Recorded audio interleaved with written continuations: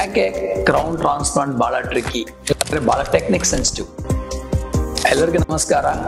ಆ ಟ್ರಾನ್ಸ್ಪ್ಲಾಂಟೇಶನ್ ಮಾಹಿತಿ ಬಗ್ಗೆ ಬೇಸಿಕಲಿ ಸ್ವಲ್ಪ ಜನಗಳು ಟ್ರಾನ್ಸ್ಪ್ಲಾಂಟೇಶನ್ ಅಂದ್ರೆ ಎಲ್ಲರಿಗೂ ಸೇಮ್ ಅಂತ ಅನ್ಕೊಂತಾರೆ. ಬಟ್ ಇಲ್ಲ, ಫ್ರಂಟ್ ಸೈಡ್ ಟ್ರಾನ್ಸ್ಪ್ಲಾಂಟೇಶನ್ ಮಾಡೋದು ಕಥೆ ಬೇರೆ ಇರುತ್ತೆ. ಟೆಂಪಲ್ ಆಂಗಲ್ಸ್ ನಲ್ಲಿ ಟ್ರಾನ್ಸ್ಪ್ಲಾಂಟೇಶನ್ ಮಾಡೋದೇ ಡಿಫ್ರೆಂಟ್ ಇರುತ್ತೆ. ಕ್ರೌನ್ ಏರಿಯಾದಲ್ಲಿ ಟ್ರಾನ್ಸ್ಪ್ಲಾಂಟೇಶನ್ ಮಾಡೋದು ಬೇರೆ ಇರುತ್ತೆ. ಮುಸ್ಟ್ಯಾಶ್ ಐಬ್ರೋಸ್ ಆಗ್ಲಿ ಇಲ್ಲಾಂದ್ರೆ ಬಿಯರ್ಡ್ ಆಗ್ಲಿ ಅದು ಬೇರೆ ಬೇರೆ ಇರುತ್ತೆ.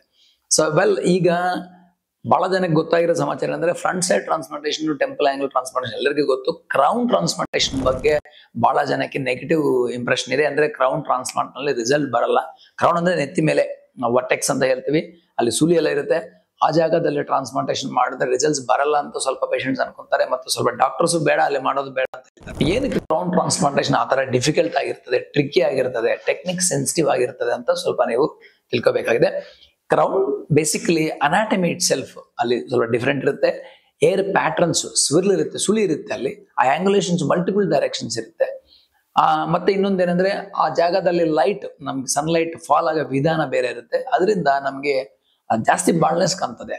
ಇಂಪ್ಲಾಂಟೇಶನ್ ಮಾಡುವಾಗ ಹೈ ಡೆನ್ಸಿಟಿ ಬಂದ್ರೇನೆ ಅಲ್ಲಿ ನಮ್ಗೆ ಕವರ್ ಆಗೋದು, ಇಲ್ಲ ಅಂದ್ರೆ ಪ್ಯಾಚಿ ಕಾಣ್ತದೆ. ಅದಕ್ಕಾಗಿ ಕ್ರೌನ್ ಟ್ರಾನ್ಸ್ಪ್ಲಾಂಟೇಶನ್ ಆಲ್ವೇಸ್ ಸ್ವಲ್ಪ ಟ್ರಿಕಿ ಆರ್ ಚಾಲೆಂಜಿಂಗ್ ಅಂತ ಹೇಳ್ಬೋದು. ಹಾಗೆ ಆದ್ರೆ ಅದಕ್ಕೆ ಏನು ಪ್ರಿಕಾಷನ್ಸ್ ತಗೋಬೇಕಾಗತ್ತೆ ಸರ್ಜನ್ ಅಂದ್ರೆ, ನಮ್ಗೆ ನ್ಯಾಚುರಲ್ ಸ್ವಿರ್ಲ್ ಯಾವ ವಿಧಾನದಲ್ಲಿ ಇದೆಯಾ ಅದೇ ತರ ನಾವು ನ್ಯಾಚುರಲ್ ಆಗಿ ಕ್ರಿಯೇಟ್ ಮಾಡ್ಬೇಕಾಗತ್ತೆ. ಅದೇ ಡೈರೆಕ್ಷನ್ಸ್ ಆಂಗುಲೇಷನ್ಸ್ ನಲ್ಲಿ ಇಂಪ್ಲಾಂಟ್ ಮಾಡ್ಬೇಕಾಗತ್ತೆ. ಅಲ್ಲಿ ಸರ್ಜನ್ಗೆ ಹೈ ಪ್ರೆಸಿಷನ್ ಸ್ಕಿಲ್ ಬೇಕಾಗತ್ತೆ. ಮತ್ತೆ ಡೋನರ್ ಅವೈಲಬಿಲಿಟಿ ಅಷ್ಟು ಚೆನ್ನಾಗಿ ಇದೆಯಾ ಇಲ್ವಾ ಚೆಕ್ ಮಾಡ್ಕೋಬೇಕಾಗತ್ತೆ. ಡೋನರ್ ಅವೈಲಬಿಲಿಟಿ ಇಲ್ಲ ಅಂದ್ರೆ ನಾವು ಕ್ರೌನ್ ನಲ್ಲಿ ಟ್ರಾನ್ಸ್ಪ್ಲಾಂಟ್ ಮಾಡೋದು ಬೇಕಾಗಿಲ್ಲ, ಯಾಕಂದ್ರೆ ಫ್ರಂಟ್ ಸೈಡ್ ಮಾಡ್ಬೇಕಾಗತ್ತೆ ಅವಾಗ. ಮತ್ತೆ ಇನ್ನೊಂದೇನಂದ್ರೆ crown always demands more grafts, ಯಾಕಂದ್ರೆ ಲಾರ್ಜರ್ ಸರ್ಫೇಸ್ ಏರಿಯಾ ಇರುತ್ತದೆ ಅಲ್ಲಿ ನಮ್ಗೆ ಸ್ವಲ್ಪ ಕಡಿಮೆ ಗ್ರಾಫ್ಟ್ಸ್ ಆಗ್ಬಿಟ್ರೆ ಏನು ಡೆನ್ಸಿಟಿ, ವಿಜುವಲ್ ಡೆನ್ಸಿಟಿ ಬರಲ್ಲ. ಅದಕ್ಕಾಗಿ ನಾವು ವಿಜುವಲ್ ಡೆನ್ಸಿಟಿ ಚೆನ್ನಾಗಿ ಬರಬೇಕಂದ್ರೆ ಜಾಸ್ತಿ ಗ್ರಾಫ್ಟ್ಸ್ ಇಂಪ್ಲಾಂಟ್ ಮಾಡಬೇಕತ್ತೆ. ಇನ್ನೊಂದೇನಂದ್ರೆ efficient usage of the grafts ಅಂತ ಹೇಳ್ತೀವಿ. ಅಂದ್ರೆ ಗ್ರಾಫ್ಟ್ಸ್ ಎಲ್ಲಿ ಬೇಕಲ್ಲ ಇಂಪ್ಲಾಂಟ್ ಮಾಡಿದ್ರೆ ಡೆನ್ಸಿಟಿ ಬರಲ್ಲ.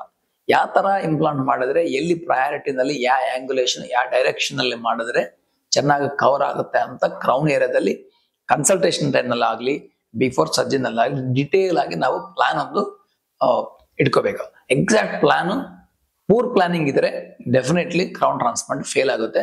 ಇಲ್ಲಾಂದ್ರೆ ಫರ್ದರ್ ಹೇರ್ ಫಾಲ್ ಆಗಿ ಐಲ್ಯಾಂಡ್ ತರ ಆಗುತ್ತೆ, ಎಲ್ಲನೂ ಆಗ್ಬೋದು. ಸೊ ಅದರಿಂದ ಕ್ವಾಲಿಟಿ ಟ್ರಾನ್ಸ್ಪ್ಲಾಂಟೇಶನ್ ಬಹಳ ಇಂಪಾರ್ಟೆಂಟ್ ಕ್ರೌನ್ ಮಾಡುವಾಗ. So calculation of the grafts ಆಗ್ಬೋದು, ಪ್ಲಾನಿಂಗ್ ಆಗ್ಬೋದು, ಪ್ರೆಸಿಷನ್ ಆಗ್ಬೋದು, ಸ್ಕಿಲ್ ಆಗ್ಬೋದು, efficient usage of the grafts ಆಗ್ಬೋದು. ಇದೆಲ್ಲ ನೀವು ಕರೆಕ್ಟ್ ಆಗಿ ತಗೊಂಡ್ರೆ ಡೆಫಿನೆಟ್ಲಿ ಕ್ರೌನ್ ಟ್ರಾನ್ಸ್ಪ್ಲಾಂಟೇಶನ್ ಸಕ್ಸಸ್ಫುಲ್ ಆಗುತ್ತೆ. ಆದ್ರೆ most of the crowns always requires second session. ಏನಕ್ಕಂದ್ರೆ ಈ ಎಲ್ಲ ನಾವು ಡಿಸ್ಕಸ್ ಮಾಡಿದೀವಲ್ವಾ, ಬಹಳ ಜನಕ್ಕೆ ಒಂದೇ ಸಾರಿಗೆ ಕ್ರೌನ್ ನಲ್ಲಿ ಡೆನ್ಸಿಟಿ ಬರಲ್ಲ. ಈ ವಿಡಿಯೋದಲ್ಲಿ ಪೇಷಂಟ್ಗೆ ನಾವು ಒಂದೇ ಸೆಷನ್ ಮಾಡಿದ್ವಿ, ಬಟ್ ಎಲ್ಲರಿಗೂ ಆ ತರ ಆಗೋದು ಅವಕಾಶ ಇರಲ್ಲ. So depending on quality of the hair ಆಗ್ಬೋದು.